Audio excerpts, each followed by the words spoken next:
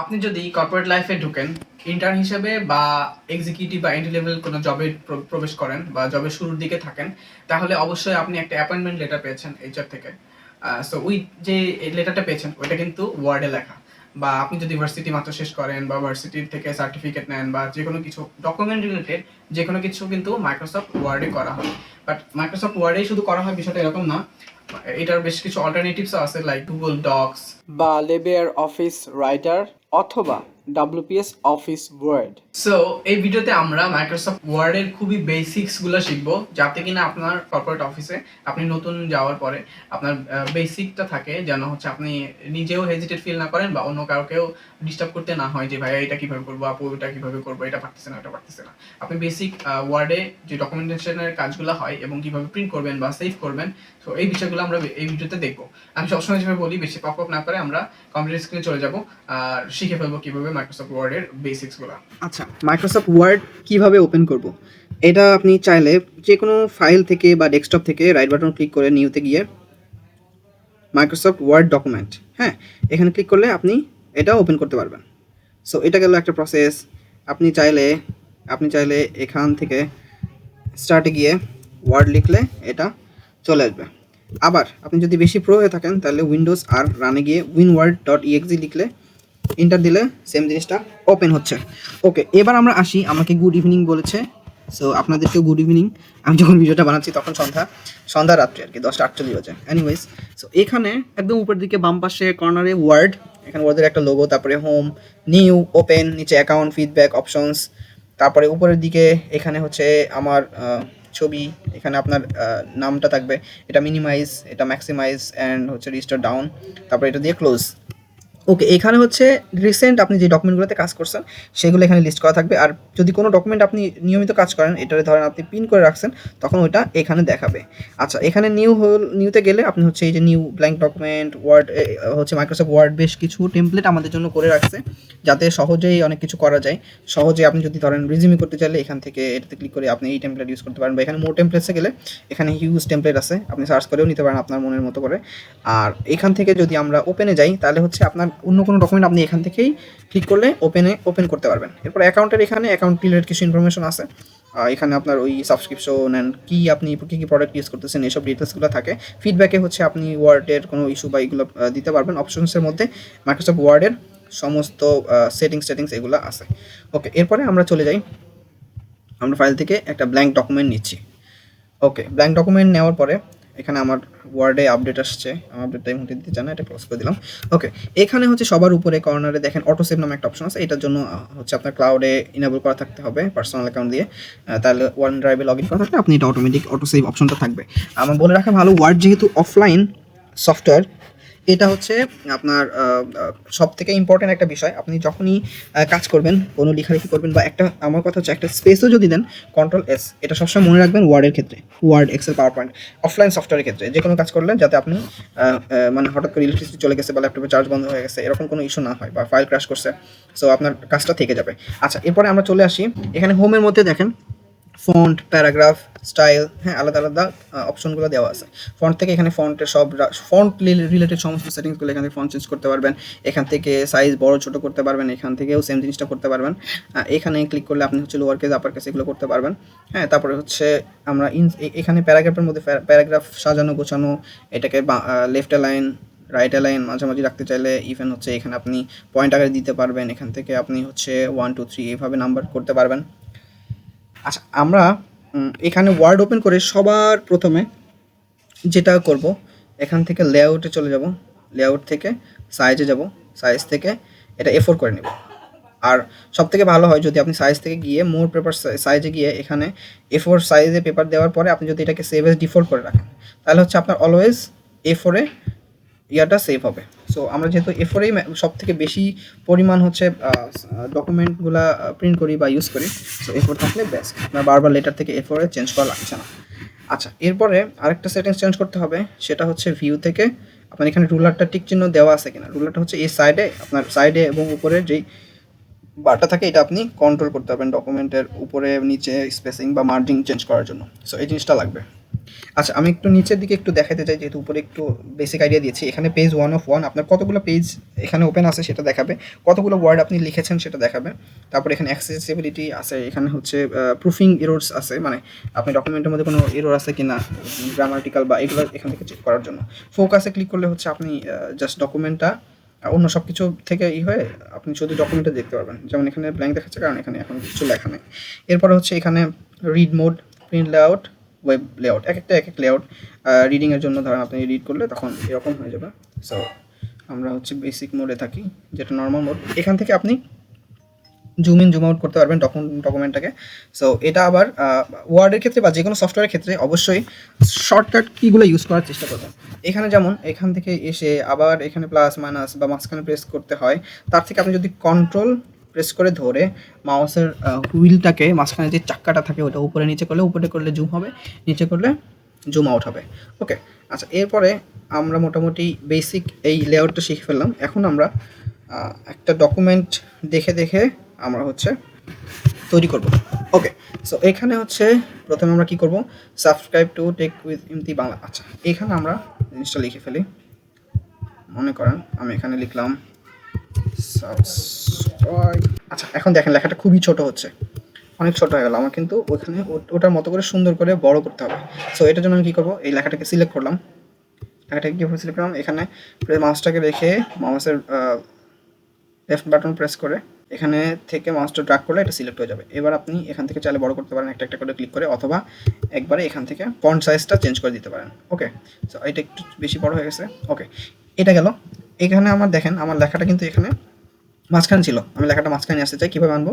এখানে দেখেন প্যারাগ্রাফের মধ্যে এখানে চারটা জিনিস আছে। আমি এটাকে যদি মাঝখানটাতে ক্লিক করে দিই, মিডিল অ্যালাইনমেন্ট হয়ে যাবে, এটা মাঝখানে চলে আসলো। সেমভাবে আমি এটাকে মাঝখানে চলে আসি। ওকে, এবার এটাকে বড় করতে হবে, এটাকে বড় করে ফেলি। আচ্ছা, এইখানে আমি এটাকে বড় করলাম, আমি চাই এটাকে বোল্ড করবো, আর লেখাটা মোটা হয়ে যাবে, মোটা হয়ে গেল।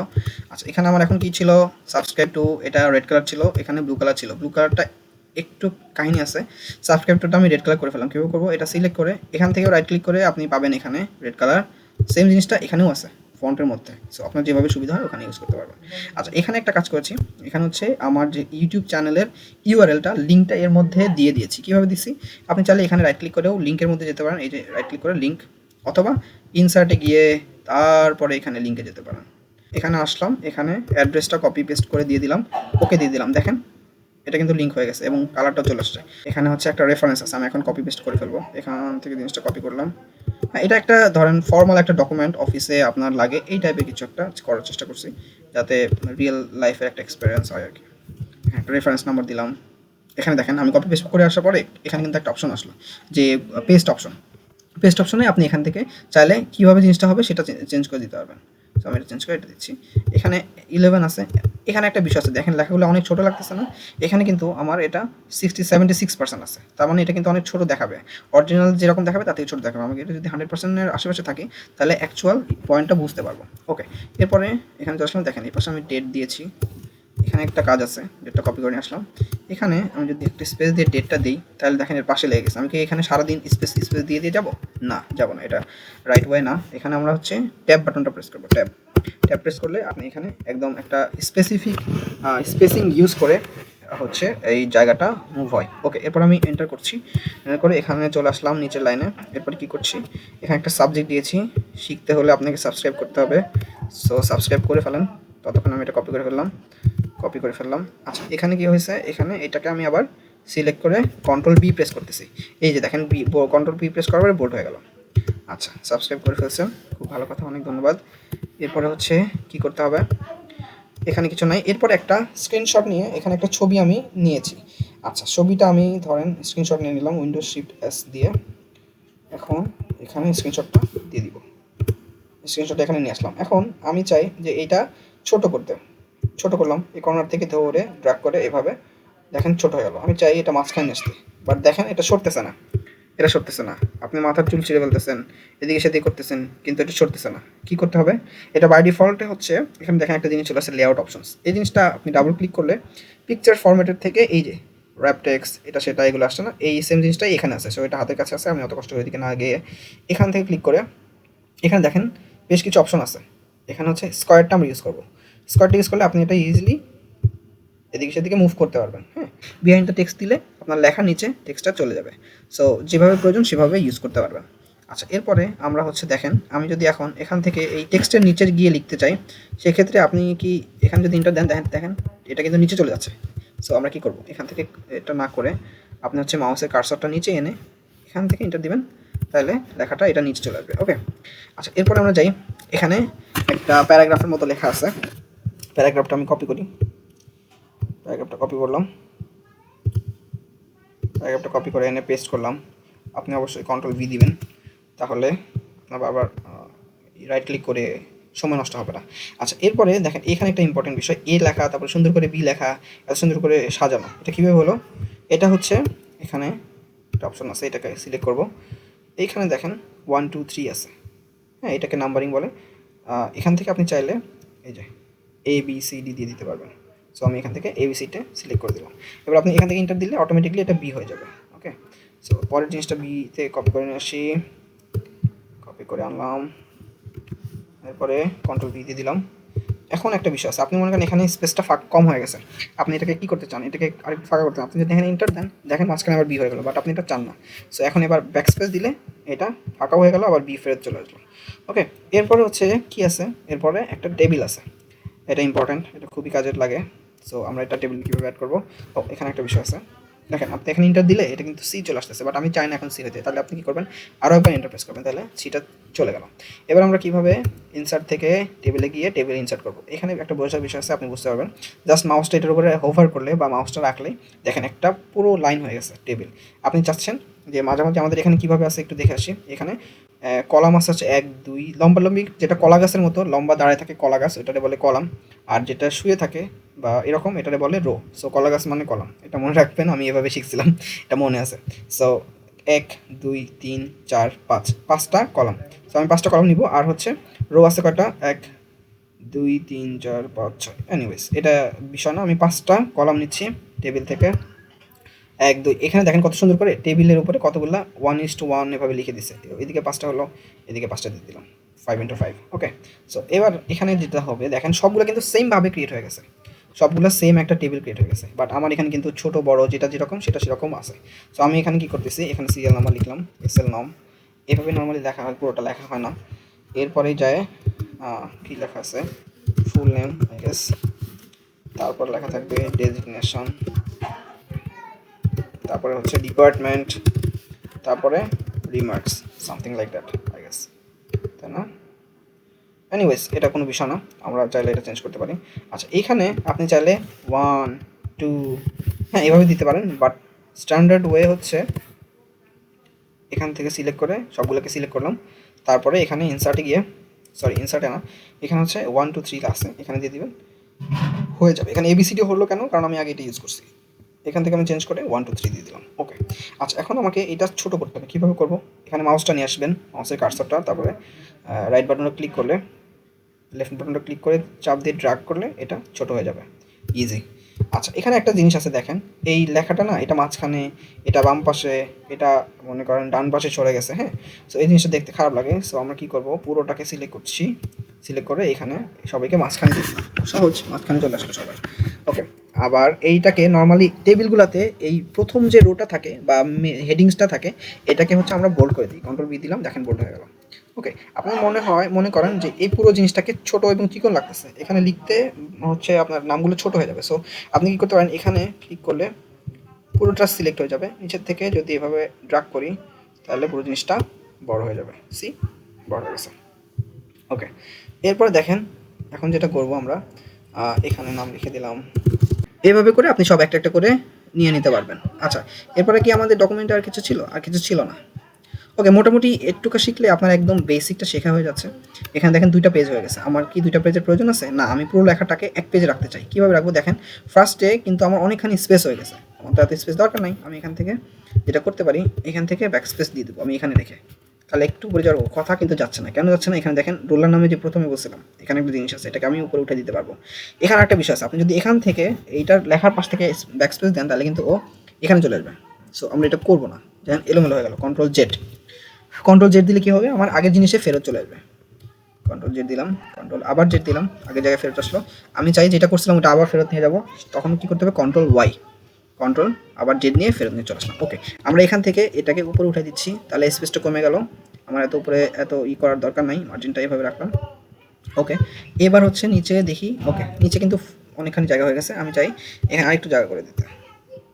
ওকে, মনে করেন এখানে অর সামথিং লাইক দ্যাট। হ্যাঁ, তারপরে আপনি এটার উপরে এখানে এক একজনের হচ্ছে এইচআর, তারপরে হলো অ্যাডমিন, হ্যাঁ ম্যানেজমেন্ট, এভাবে করে বিভিন্ন রকমের থাকতে পারে। এখানে নর্মালি সিগনেচার করার জন্য এভাবে দেওয়া হয়। সো এইগুলোর উপরে এটা কি হয়, সিগনেচারের জন্য জায়গা রাখতে হয়। আমরা কি করব, এখানে এভাবে করে দিলাম, এটার উপরে একটা আপনাকে হচ্ছে লাইন দিতে হবে যাতে কিনা এখানে হচ্ছে আপনার সিগনেচার করার জায়গা থাকে। সো আমি এখান থেকে শেপসে যাচ্ছি, এখান থেকে একটা শেপ নিচ্ছি, শেপটা নিয়ে এখান থেকে এটা ট্র্যাক করে দিয়ে দিলাম, হয়ে গেল। এটাকে একটু নিচে নিলাম, আপ ডাউন অ্যারো থেকে এখানে ক্লিক করলাম, এটাকে আমরা ব্লু কালার চাই না, এটাকে আমরা চাই এটা ব্ল্যাক কালার হয়ে যাবে। সো এখান থেকে ব্ল্যাক কালার সিলেক্ট করে দিলাম। আচ্ছা, এবার আমি যদি কন্ট্রোল ডি প্রেস করি তাহলে সেম জিনিসটা কপি হয়ে গেল, এটাকে ওর কানের উপরে ধরে সরান আসলাম, আবার কন্ট্রোল ডি প্রেস করলাম। সো মোটামুটি এটা একটা ডকুমেন্ট হয়ে গেল। আমরা এখানে দেখেন জায়গাটা খুবই কম হয়ে গেছে না, এটা আমরা চাই যে এটা একটু উপর নিচে করতে, কারণ হচ্ছে নিচে অতটুকু জায়গা, এখানে দেখেন অনেকখানি জায়গা ফাঁকা হয়ে গেছে, এখানে একটু উপরে উঠে দিলাম। কীভাবে উঠালাম, এখানে মাউসটা রেখে কার্সরটা রেখে ব্যাকস্পেস প্রেস করলাম, একটা স্পেসিং কমে গেল, এখানে একটা স্পেসিং বেশি আছে, লেগে গেল। আমি চাচ্ছি দেখেন এখানে কিন্তু জায়গাটা একটু কম হয়ে যাচ্ছে আমার মনে হচ্ছে। সো আমি এখানে দিলে কিন্তু অনেক বেশি ফাঁকা হয়ে যাচ্ছে। এক্ষেত্রে কী করতে পারি, এখানে আমরা ফন্ট সাইজটা কমাই দিতে পারি। আপনি চাইলে এখানে ক্লিক করতে পারেন, অথবা চাইলে কন্ট্রোল প্রেস করে ধরে থার্ড ব্র্যাকেটের যে জিনিসটা ওটাকে একটাতে আপনার লেফট যেটা ওটা হচ্ছে আপনার স্পেস কমাবে, আর রাইটটা হচ্ছে স্পেস বাড়াবে। সো আমি এখান থেকে করে দিলাম, কমাই ফেললাম। ওকে, এরপরে এখানে কিন্তু তাহলে আমার জায়গাটা বেড়ে যাবে, জায়গাটা বেড়ে গেল। আচ্ছা, আমরা হচ্ছে এটাকে কন্ট্রোল এস প্রেস করে দিলাম। আচ্ছা, এখানে দেখেন এখন সেভ করার একটা অপশন আসছে। সেভ ফাইলটা আমি কোথায় করব, ওয়ান ড্রাইভে সাজেশন দিচ্ছে, বাট আমি এখানে করতে চাই না। মোর অপশনসে যাব, এখান থেকে আমি ব্রাউজ করব, ব্রাউজ করে আপনার যেখানে ইচ্ছা আপনি সেখানে ডেস্কটপে রাখতে পারেন, ডকুমেন্টসে রাখতে পারেন। আমি এটা ডকুমেন্টসে রেখে সেভ করলাম। আমরা পেজ নাম্বারটা অ্যাড করতে চাই, দিস ওয়ান। পেজ নাম্বার যখন হচ্ছে আপনি ডকুমেন্ট অনেক বড় হয়, 2-3 পেজ বা অনেক বেশি পেজ হয়, কোনো বড় ডকুমেন্ট ধরেন সাপোজ বই লিখবেন, সেক্ষেত্রে আপনার পেজের নাম্বার দিতে হবে। নাম্বারটা আপনি কোথায় দিবেন, বটম অফ দ্য পেজ, এই যে এভাবে ধরেন আমি এটা এখানে দিতে চাই বা লাস্টের দিকে দিতে চাই। সো দেখেন একটা লাস্টে একটা নাম্বার চলে গেছে, আর এটার জন্য কিন্তু আবার এটা এখানে চলে গেছে। সো আপনি চাইলে এটাকে কমায় বাড়ায় দিতে পারেন। এই যে এখানে যে আমার এখানে এটা আছে, মার্জিনটা কমায় দিচ্ছি, এখানে মার্জিন কমায় দিচ্ছি, তাহলে হচ্ছে জিনিসটা উপরে চলে আসবে। এখানে একটু কমাই দিলাম, উপরে চলে আসলো। এখানে এটা দিলে আপনার জায়গাটা ওইভাবে করে আপনার একটা ফিক্স রাখতে হবে। আরেকটা ইম্পর্টেন্ট জিনিস, এখানে সবার উপরে কুইক অ্যাক্সেস টুলবার নামে একটা জায়গা আছে, এখান থেকে আপনি চাইলে একটা একটা করে টিক চিহ্ন দিলে আপনি হচ্ছে এখান থেকে এগুলো অ্যাক্সেস করতে পারবেন খুব ইজিলি। সো যেমন প্রিন্ট প্রিভিউ অ্যান্ড প্রিন্ট, এটা আমি দিলাম, এখানে ক্লিক করলে আপনি প্রিন্ট প্রিভিউতে চলে যাবেন। হ্যাঁ, সো আপনি এখান থেকে আপনার মনের মতো করে কাস্টমাইজ করতে পারেন। আচ্ছা, আমরা এ পর্যায়ে আরেকটা খুবই ইম্পর্টেন্ট জিনিস শিখবো, সেটা হচ্ছে আপনি ডকুমেন্টটা রেডি করুন, এই ডকুমেন্টটা হয়তো সফট কপিটা সেন্ড করতে হবে। সেক্ষেত্রে আপনি হয়তো ডক হিসেবে পাঠাতে চান না, এটা আপনি পাঠাতে চান হচ্ছে পিডিএফ করে। কীভাবে করবেন, এখান থেকে ফাইলে যাবেন, সেভ অ্যাসে গিয়ে আপনি ব্রাউজ করবেন, অথবা যেখানে আছে এখানে আপনি সিলেক্ট করবেন। সিলেক্ট করার পরে এইখানে দেখেন ফাইল নেমের নিচে file save as word document docx, এখান থেকে আপনি চেঞ্জ করে পিডিএফটা দিলেই হয়ে যাবে। এখানে দেখেন ওপেন ফাইল আফটার পাবলিশিং। হ্যাঁ, আপনি এটা যদি টিক চিহ্ন দেওয়া থাকে তাহলে হচ্ছে আপনার ফাইলটা সেভ করার পরে এটা নিজে অন হয়ে আপনাকে দেখাবে যে এটা অন হয়ে গেছে। সো এই যে দেখেন আমরা ডকুমেন্টটা রেডি করে ফেললাম, এটা একটা পিডিএফ ফাইল হয়ে গেল। ওকে, আচ্ছা, এরপরে আমরা যেটা করব সবথেকে মোস্ট ইম্পর্টেন্ট জিনিস, যার জন্য ডকুমেন্টগুলো মেইনলি রেডি করা হয়, সেটা হচ্ছে প্রিন্ট করার জন্য কন্ট্রোল পি দিলে ইজিলি আপনি প্রিন্ট প্রিভিউতে চলে আসবেন। আপনি এখান থেকে সমস্ত সেটিংস দিকগুলো দেখতে পারবেন, প্রিন্ট কয় কপি আপনি এই পেজটা কতগুলো কপি আপনি প্রিন্ট করতে চান সেটা দেখাবে। এখানে যেই প্রিন্টারটা আপনার এখানে সেট আপ করা আছে, যেহেতু আমার কোনো প্রিন্টার সেট আপ নাই, সো এখানে মাইক্রোসফট প্রিন্ট টু পিডিএফ এটা দেখাচ্ছে। এরপরে হচ্ছে আপনি এখানে প্রিন্টার প্রপার্টিস থেকে প্রিন্টারের বিভিন্ন সেটিংস, কোয়ালিটি, আঙ্কি পাঙ্কি অনেক কিছু চেঞ্জ করতে পারবেন। এরপরে সেটিংস থেকে আপনি এখানে অল পেজ দিতে চান, নাকি যতগুলো পেজ আছে বা স্পেসিফিক কোনো পেজ প্রিন্ট করতে চান, বা হচ্ছে এখানে দেখেন আপনি যদি পেজেস চান, আপনি চাইলে ধরেন আপনার এখানে 10টা পেজ আছে, আপনি শুধু 9 নম্বর পেজটা প্রিন্ট করতে চান, তখন 9-এ প্রেস করে দিলে 9 নম্বর পেজটাই শুধু প্রিন্ট হবে।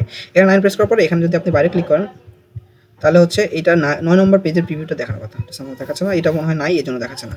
এনিওয়েজ, সো এখানে আবার যদি চান আপনি 2, 6, 7, সো এইভাবে আপনি স্পেসিফিক পেজও কমা দিয়ে দিয়ে প্রিন্ট করতে পারবেন। ওকে, পেজ আপনি হচ্ছে ধরেন মাল্টিপল পেজ প্রিন্ট করার ক্ষেত্রে বোথ সাইড দিবেন নাকি হচ্ছে ওয়ান সাইডেই দিবেন, মানে পেপারের দুই পাশেই প্রিন্ট হবে নাকি এক পাশে প্রিন্ট হবে, আপনি এখান থেকে এটা ডিসাইড করতে পারবেন। ওকে, এরপর হচ্ছে কোলেট, ধরেন 10টা পেজের একটা প্রিন্ট করবেন, সেটা 5 কপি করবেন। সো ওইখানে আপনি কি চান যে একটার পর একটা 1, 2, 3 এভাবে পেজগুলো হয়ে আসবে, নাকি একই সাথে 5টারই 1 নম্বর পেজ প্রিন্ট হবে? এরপর হচ্ছে ওরিয়েন্টেশনটা পোর্ট্রেট এবং ল্যান্ডস্কেপ। পোর্ট্রেট মানে লম্বা, ল্যান্ডস্কেপ মানে হচ্ছে ওয়াইড আর কি, আড়াআড়িভাবে প্রিন্ট হবে। ওকে, এরপর হচ্ছে পেপার সাইজ, এটা মোস্ট ইম্পর্টেন্ট একটা বিষয়। আপনি যদি পেপার সাইজ উল্টোপাল্টা দেন তাহলে আপনার প্রিন্ট আঁকাবাঁকা আসবে, দেখা গেছে পেজের এই কর্নার থেকে কেটে ওই নিচে থেকে 2 পেজ হয়ে গেছে, এরকম ঝামেলা হবে। আমরা যেহেতু পেপার সাইজটা বাই ডিফল্ট করে নিয়েছি A4-এ, সো এটা আর ঝামেলা করবে না।